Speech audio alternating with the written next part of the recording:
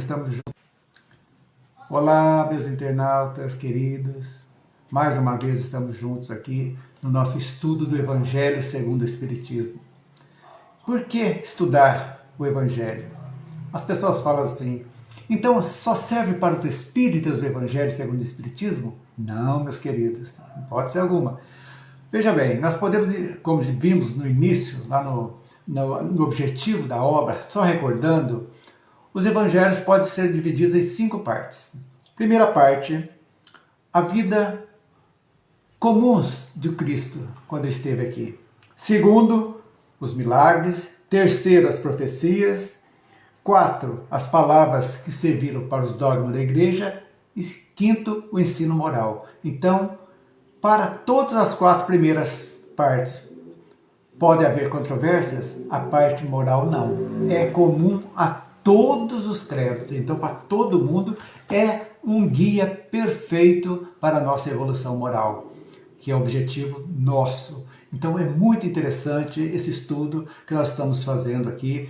Todas as segundas-feiras, às 19h30, nós vamos trazer para vocês, devagarzinho, sem correria, o estudo sequencial do Evangelho. Vocês vão gostar e vai servir de muita utilidade para vocês. Hoje, nós estamos vendo, na introdução ainda, o item 4. Né? Nós vamos ver hoje que Kardec vai trazer o objetivo de Sócrates e Platão como precursores da doutrina cristã e do Espiritismo. Então, nós vamos entender por quê. Isso aí está na história geral do mundo. Sócrates viveu 400 anos antes do Cristo.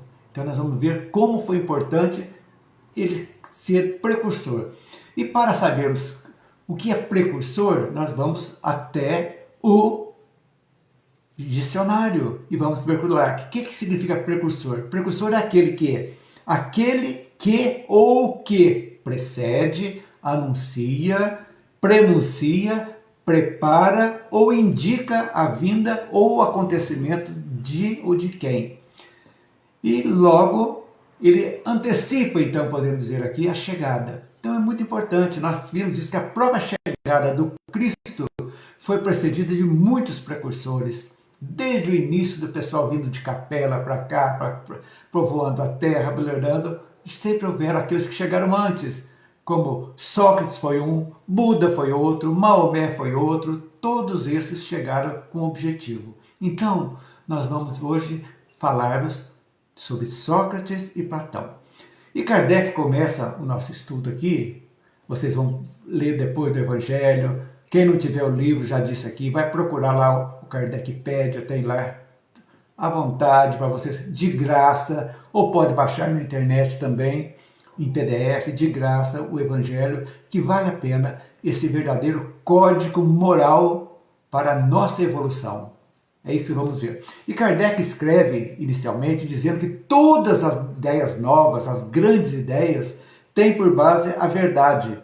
E como tem por base a verdade, elas nunca surgem de repente, no estalo, não tem isso. Vão aparecendo devagar, através de precursores que vão preparando o terreno aqui, ali, até que alguém vem com a missão de resumir, coordenar e completar os ensinos esparsos. Foi o trabalho de Kardec, né? Compilou tudo e trouxe a doutrina espírita para nós. Assim, as ideias cristãs não surgiram todas com Jesus. Houve precursores, como disse há pouco, dos quais Kardec destaca os maiores, que foram Sócrates e Platão. Faz então uma comparação entre os fatos das vidas de Sócrates e Jesus. Por sinal, muito interessante essa comparação. Primeiro, ambos nada escreveram, nem Sócrates e nem Jesus. Só falaram e foram outras pessoas, como Platão trouxe escrito o que Sócrates disse, e também os apóstolos também fizeram a mesma coisa com os ensinamentos de Jesus. Então, como se eles ensinaram? Através das palavras, não só das palavras, como também, principalmente, dos seus exemplos. Então, suas lições chegaram até nós através dos discípulos que foram disseminando a ideia cristã após a partida de Jesus. Segundo, ambos foram considerados como criminosos. Olha a coincidência. Por quem? Pela justiça dos poderosos da época de que cada um viveu. E foram os dois condenados à morte. Por haver o quê? Condenados por quê? Porque eles haviam combatido os preconceitos religiosos, por ensinar as verdades em que poucos na época poderiam compreender. Então, por isso que eles falavam por parábolas, por histórias. Então, muito interessante essa similitude entre a vida de Sócrates e de Jesus. Jesus foi acusado de corromper o povo com seus ensinamentos. Sócrates por corromper quem? A juventude, ao proclamar a unicidade de Deus, a imortalidade da alma e a existência da vida futura. Olha isso, bem antes do Cristo. Já tinha semeando essas ideias que foram frutificadas com Jesus e posteriormente com Kardec, trazendo para nós esse objetivo da transformação moral, que é o nosso objetivo maior, que estamos aqui para aprender e evoluir. Não podemos jamais esquecer disso, ok? Então, escrever assim, por exemplo, o homem atingiu um ponto, olha que interessante essa frase, o homem atingiu um ponto em que a luz sai por si mesma, debaixo do alqueire. O que é alqueire? Aquele quadrado, aquele caixote que guardava cereais, chamava alqueire. E o encontra maduro para a enfrentar, ou seja, a luz, né? Tanto pior para os que temem abrir os olhos. É chegado o tempo de encarar as coisas do alto e com mais amplitude, e não mais do ponto de vista mesquinho e estreito dos interesses das seitas e das castas. Então estamos aqui hoje abrindo o leque, estamos aqui aprendendo, esse estudo é para isso, aprender de forma didática, tirando o espírito da letra. Vamos entender as parábolas, o que Jesus queria dizer, da importância do não julgamento, da importância do perdão, da importância da tolerância. Porque estamos aqui reunidos numa família que já vivemos muitas outras encarnações. Estamos aqui para evoluir, ajudar aqueles que são nossos irmãos, pais, a evoluir também. Então isso é muito interessante para a gente entender o nosso objetivo aqui na Terra. Então, o que Kardec propõe? Se Sócrates e Platão pressentiram as ideias cristãs, encontram-se igualmente na sua doutrina os princípios fundamentais do Espiritismo. Olha que show de bola, gente. Lá atrás, eles já tinham esse conhecimento e já estava, por isso foram tão combatidos, né? Então a gente entende que as coisas vêm devagarzinho e vão acontecendo.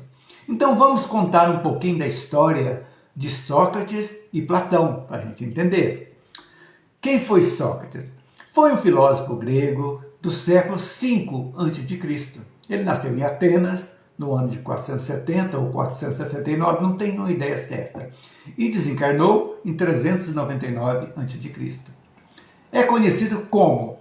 Qual era o seu método de ensinar? É o método dialético, que consistia sempre em questionar e dialogar com seus interlocutores, para levar cada um a fazer reflexão e a busca da verdade.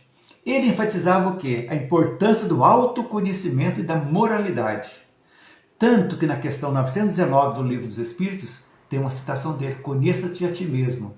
É muito importante esse autoconhecimento. É esse autoconhecimento que vai nos ensinar a olhar as nossas deficiências, trabalhar para eliminá-las e ao mesmo tempo aprimorar as nossas virtudes. Cada um tem o seu passado dentro de cada um de nós. Pensem nisso, vamos falar mais na frente a respeito disso. Valores que ressoam com os princípios espíritas, que promovem a evolução moral e intelectual do ser humano. Sua famosa máxima, conhece a ti mesmo, que eu disse há pouco, pode ser interpretada como um convite a quê? A introspecção e ao desenvolvimento espiritual. Isso é muito importante. Então, essa historinha rápida de Sócrates. E quem foi Platão? Platão foi discípulo de Sócrates e quem escreveu tudo aquilo que Sócrates ensinava oralmente às pessoas. Nasceu em 428 a.C. e morreu em 348 a.C. Ele viveu aquela fase áurea da democracia ateniense e no final desse período helênico, né? Expandiu as ideias do seu mestre, Sócrates, e introduziu a teoria das ideias ou formas, que sugere que, olha que interessante, que o mundo material é apenas uma sombra da realidade verdadeira, que é imutável e eterna. Que é essa realidade verdadeira? É a visão espírita, o mundo imaterial, o mundo espiritual. Então isso pode ser relacionado com a visão espírita de que o mundo físico é transitório, enquanto que o espírito é eterno, sempre à procura da evolução. Além disso, Platão falava sobre a imortalidade da alma. Olha que interessante, isso é muito interessante. E a possibilidade da reencarnação. Conceitos esses que são fundamentais para o espiritismo, que vê a vida como uma série de experiências de aprendizado e crescimento. A vida é uma só. Nós temos inúmeras existências. Essas existências são naturais, porque sem ela nós não evoluiríamos. Temos que pensar sempre nisso. Em 387 a.C., Platão funda em Atenas a Academia, que era sua escola de investigação científica e filosófica. Foi importantíssima para o pensamento ocidental. Platão foi assim o primeiro dirigente de uma instituição permanente onde apresenta uma organização de uma cidade ideal, com o objetivo de que todos os seus habitantes fossem felizes. É aquele livro famoso dele chamado A República, trata sobre esse tema. Então, no platonismo, ou seja, nas ideias de Platão, o que é, como se faz a construção do conhecimento? Ele diz que isso aí é uma conjugação do intelecto e da emoção, da razão e da vontade. E que a ciência é um fruto da inteligência e de amor. É muito profundo essa filosofia. Então, ambos os filósofos, tanto Sócrates como Platão, abordaram questões sobre a natureza da alma, a moralidade e a busca pelo conhecimento, elementos que formam a base da doutrina espírita codificada por Allan Kardec no século XIX. O Espiritismo, assim como as filosofias de Sócrates e Platão, promove a ideia de que o ser humano é um ser em evolução. Graças, ó que show! Estamos aqui evoluindo a cada vez mais. Que esse ser deve buscar a verdade e a compreensão, não apenas do mundo material, mas também da sua própria natureza espiritual, integrados ao pensamento da doutrina espírita. Então, quais seriam esses pontos de convergência entre a doutrina platônica e socrática com a doutrina espírita? Primeira, a imortalidade da alma. Tanto Sócrates como Platão defendiam a crença na imortalidade da alma. Sócrates, em seus diálogos que foram relatados por Platão, argumentava que a alma sobrevive à morte do corpo e que a verdadeira preocupação do ser humano deveria ser o cuidado da alma, em preparação para o quê? Para a vida após a morte. Platão, como dissemos há pouco, desenvolveu a teoria das ideias, na qual o mundo sensível é apenas uma sombra do mundo inteligível. Olha que interessante, onde residem as almas na sua essência, antes de reencarnarem. Tudo isso, a doutrina espírita veio e complementou essas ideias. Para o espiritismo, a imortalidade do espírito, então, é um princípio fundamental. Segunda convergência, a existência do mundo espiritual. A filosofia platônica postula a existência de um mundo das ideias, uma realidade superior e eterna, da qual o mundo material é apenas um reflexo imperfeito. Essa concepção pode ser relacionada à ideia espírita de um plano espiritual habitado por espíritos em diferentes graus de evolução. Convergendo. Terceira convergência. Comunicação com o mundo espiritual. Embora não da forma sistematizada da mediunidade espírita, que foi codificada por Kardec, há indícios que nas ideias de Platão que sugerem uma conexão entre o mundo material e espiritual. Então, Platão desenvolveu a teoria da reminiscência. O que é isso? Que postula que o conhecimento é, na verdade, uma recordação de verdades que a alma conheceu antes de encarnar. Pode ser interpretada como uma vaga alusão a experiências pregressas da alma no plano espiritual. Tudo isso convergendo para o Espiritismo. Quarta convergência. Dá ênfase na moral e na virtude. A filosofia socrática, focada na busca pela verdade e pelo autoconhecimento, como dissemos há pouco, conhece a ti mesmo, e a ética platônica, que busca a harmonia da alma através da prática da virtude, ecoam a importância da evolução moral no Espiritismo. A doutrina espírita enfatiza o progresso espiritual, que é o nosso maior objetivo de todas as pessoas, e que na prática do bem e na reforma íntima de cada um são os elos que se conjugam na nossa evolução. Tanto que a máxima de Kardec é o seguinte: reconhece o verdadeiro espírita, não aquele ser perfeito, não, mas realmente aquele que está trabalhando na sua transformação moral, que está combatendo as suas más inclinações, ou seja, aquelas deficiências que nós só vamos saber e trabalhar quando nós conhecemos a nós próprios, vemos as nossas deficiências, se somos raivosos, irados, que não gostamos de perdoar, que guardamos ressentimento, que desejamos o mal. É aí, tendo essa conhecimento, nós vamos trabalhar através da moral do Cristo, que é o Evangelho, para a nossa melhora íntima e aproveitarmos o máximo possível a nossa evolução aqui na Terra, a nossa encarnação, que é muito rápida. As pessoas acham que é muito grande, 90 anos, 100 não. Perante a eternidade, isso é apenas um piscar de olhos, mas importantíssima para a nossa evolução moral. Quinta convergência, a natureza da alma. Para Platão, a alma era a essência do ser humano, a parte imaterial e racional que o distingue do corpo físico. Essa visão se aproxima da concepção espírita do espírito como princípio inteligente e individualizado, pré-existente e sobrevivente ao corpo.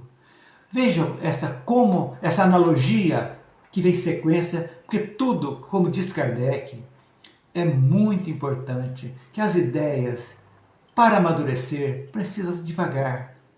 Então tem que ser devagar, as coisas vão acontecendo, vem os precursores, vão contando, e assim vai vendo. E nós estamos vivendo a época mais importante das nossas existências, que nós estamos participando da transição planetária do nosso planeta, onde a mudança de patamar de um mundo de provas e expiações passará a ser para um mundo de regeneração. Aquelas pessoas, habitantes que aqui ainda persistem no mal, não querem se transformarem, continuam fazendo tudo aquilo em desacordo com as leis divinas, eles serão condenados ao inferno? Não, não existe inferno, não existe céu, não. Só que o aluno que não estuda, ele vai ter que repetir o ano. E para repetir esse ano, vai ter que mudar de escola. Então a terra ficarão aqueles, não seres perfeitos, mas aqueles que já estão dando passo, já colocaram que precisam se melhorar e trabalham cada dia. E aqueles que, infelizmente, não achando que só os prazeres da terra resolvem, vão seguir para outros mundos, reencarnar em outros mundos e recomeçarem em situações adversas para atingirem o patamar que a Terra passará a ser futuramente. É um castigo? Não, é opção. Deus não castiga e não perdoa ninguém. Ele dá o livre-arbítrio para que nós possamos fazer as nossas escolhas. E ao mesmo tempo nos dá a responsabilidade por aquilo que escolhemos. Se escolhemos bem, teremos resultados bons. Se escolhemos mal, teremos resultados maus. É assim. Quem planta arroz não vai colher feijão e vice-versa. Então é isso que a gente quer colocar, da importância do momento que estamos vivendo, da importância de conhecer o Evangelho, a parte moral do Evangelho, que é a base nossa da doutrina espírita, para que, conhecendo, nós possamos vivenciá-lo no nosso dia a dia, nas pequenininhas coisas. Quando relevamos alguma coisa, quando deixamos de apontar o dedo para outros, como se nós fôssemos perfeitos, quando eliminamos a raiva, o rancor, a ira, a inveja, o ciúme, e estamos, se não conseguimos, mas pelo menos estamos tentando. Então, esta é a morada futura da Terra, aqueles que estão tentando e conseguindo. Mais uma vez, reconhece o verdadeiro espírita pela sua transformação moral e pelos esforços que faz para dominar as suas más inclinações. Inclinações essas que vêm de outras existências que vivemos, que trazemos. Que estamos aqui agora, através do conhecimento, para chegarmos devagarzinho, eliminando uma por uma, e vamos seguindo sempre adiante. Agora, no século XVIII e XIX também, já partindo para o nosso encerramento, houve mais alguns precursores mais modernos. Podemos citar, por exemplo, um cientista, filósofo, teólogo sueco chamado Emanuel de Swedenborg, que descreveu também detalhes das suas experiências espirituais, suas visões do mundo espiritual, já a comunicação com os espíritos, e suas obras influenciaram muitos pensadores da época e são vistas como importantes antecedentes do espiritismo. Também temos um médico alemão muito inteligente chamado Franz Anton Mesmer, que desenvolveu a teoria do magnetismo animal, acreditando na existência de um fluido universal que poderia ser manipulado para curar todas as doenças. Suas práticas e discussões sobre o poder da mente e a influência fluídica prepararam o caminho para a compreensão dos fenômenos mediúnicos. E hoje Kardec estuda muito o fluido cósmico universal. E hoje a física quântica traz para nós que tudo é energia. Que a madeira, o corpo, tudo é energia condensada, já comprovada cientificamente. Então, essa energia, esse fluido que cobre a Terra, faz parte dessa energia que pode ser manipulada, que a ciência está comprovando isso para nós. Isso é muito interessante. Então, o magnetismo faz parte também da doutrina espírita, que nós temos o passe magnético, que é uma transposição de energia magnética através de fluidos, que nós podemos magnetizar a água, podemos magnetizar a pessoa, dando um passe magnético, tirando energia, colocando energias. Isso é muito bom, faz parte também da chamada fluidoterapia da doutrina espírita, que vamos estudar mais à frente. Então, resumindo, para nós encerrarmos, qual o papel dos precursores? Podemos dizer que é importante muito a gente ressaltar que Sócrates e Platão não apresentaram uma doutrina espírita completa. Foram ideias que foram sistematizadas por Kardec, através dos bons espíritos que vieram complementar essas ideias e transformando no código perfeito que foi a doutrina espírita, né? Suas ideias eram filosóficas e não estavam baseadas na observação sistemática dos fenômenos mediúnicos que foram estudados por Kardec, que é uma característica central do Espiritismo.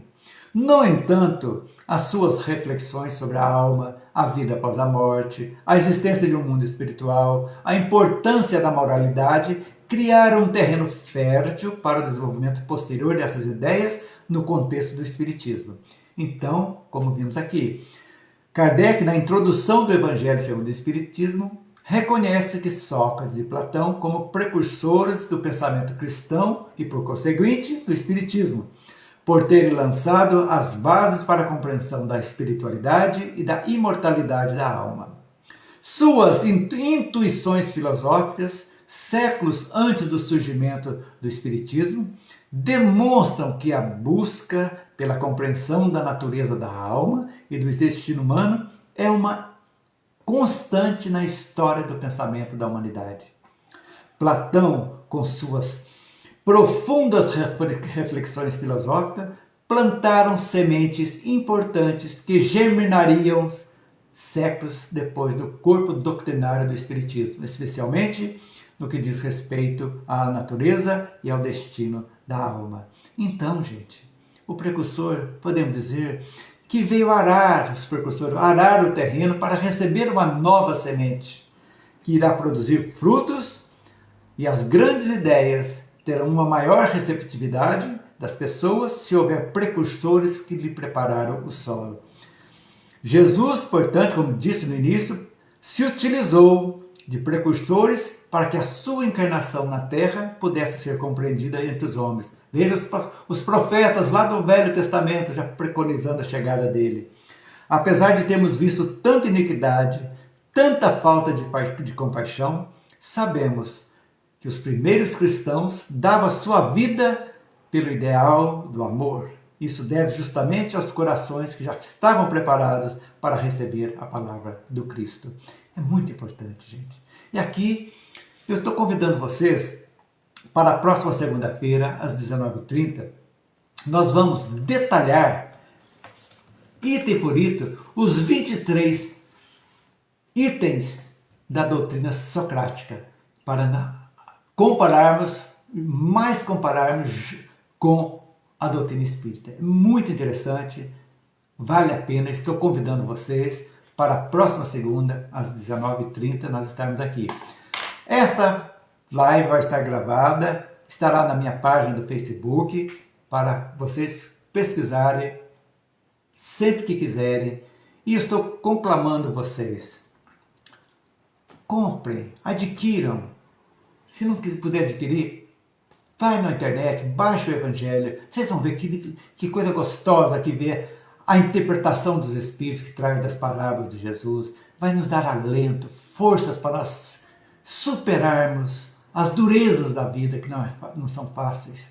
Mas sempre pelo que pensamos e tendo a companhia dos nossos anjos guardiões, nós estaremos aptos para superar todas as dificuldades e avançarmos um dia de cada vez rumo à nossa evolução. A todos uma ótima noite. Fiquem com Deus, meditem, fiquem tranquilos, não desanimem, não desanimem. Tudo passa, pensem nisso. Um grande abraço a todos, que assim seja.